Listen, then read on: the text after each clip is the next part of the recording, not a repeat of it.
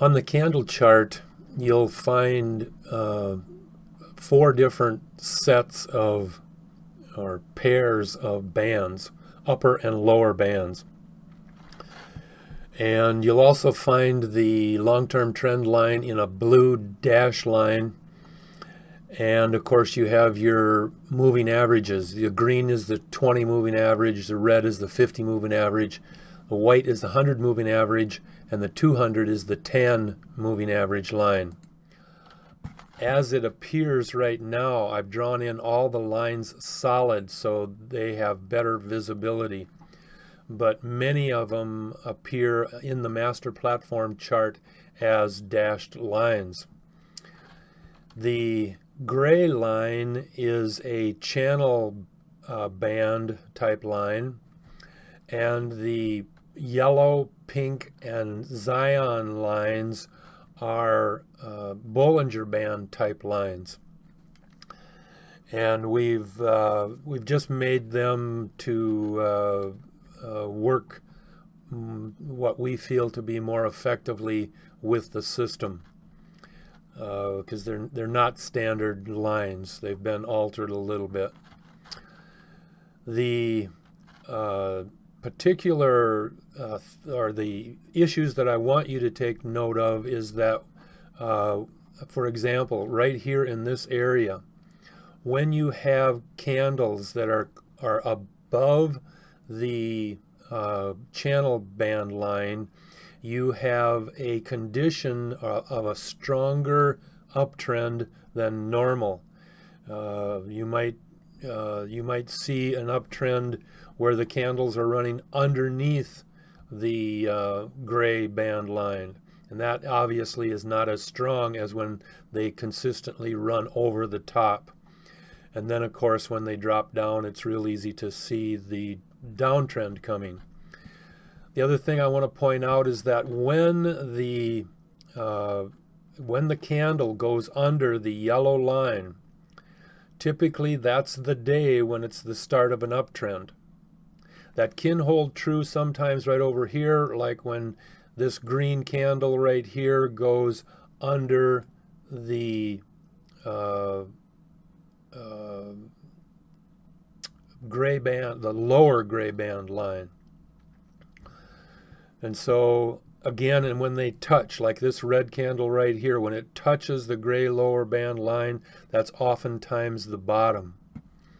And so when we look at different setups on the candles as we're moving through examples, you can see here where the downtrend was real strong, and in the candles closed underneath the gray band, and in a couple of cases here, this long red one closed underneath the yellow band, and then the 200 average hit in there, and this red candle just closed, looks like right on top of the 200. And then things just went sideways because it hit the 200 line. And so in here, they're all in between the upper and lower gray bands.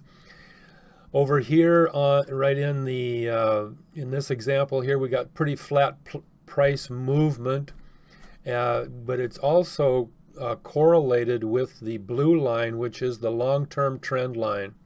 And this was a line that was created by us. It's basically an exponential average line to identify the long-term trend.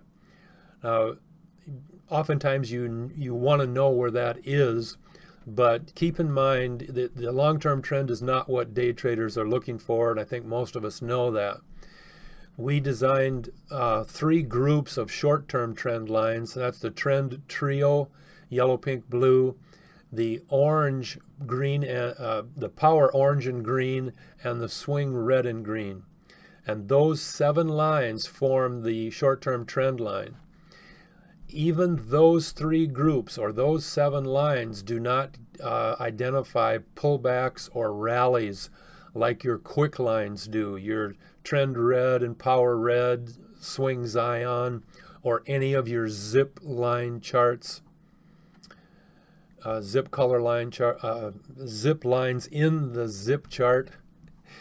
And so recognize that, I mean, not that you really want to stay in a trade or anything like that, but I mean, this thing is bouncing up against either, you can either say it's bouncing up against the 200, which it more than likely is, because the 200 has much more controlling power over candle movement than the long-term trend line, the blue line right in here. So again, there's nothing in particular about how it works. Here's an example where it went underneath the yellow line and went way back up and then still went back down. If it had stayed down, you would have probably seen that go up right away, because typically when it crosses under, like I say, it goes up. Here's an example right here of it crossed under the yellow line, and next day we had a nice green candle. So lots of information that you can utilize.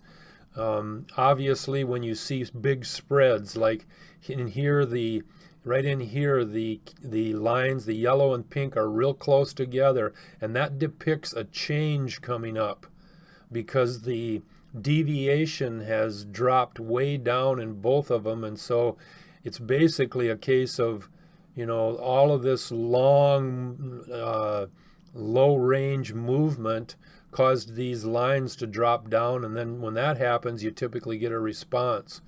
When you have great range movement, like this big red candle and these three big, the green and the two red candles, they've obviously contributed to the separation of the pink and the yellow line, and also the height distance that they are away from the rest of the candles. It's just all part of standard deviation. So that's the ideas that I wanted to convey, just to have a brief understanding about what the lines are on the chart and how the candles can show you power when they're traveling above the upper gray line or under the lower gray line. And then, of course, when one of the candles hits the yellow or the pink line, because then it's out there on the standard deviation, and in all likelihood it will return and come back, just because of the standard equilibrium theory of returning back to normal. So again, that's it for this video.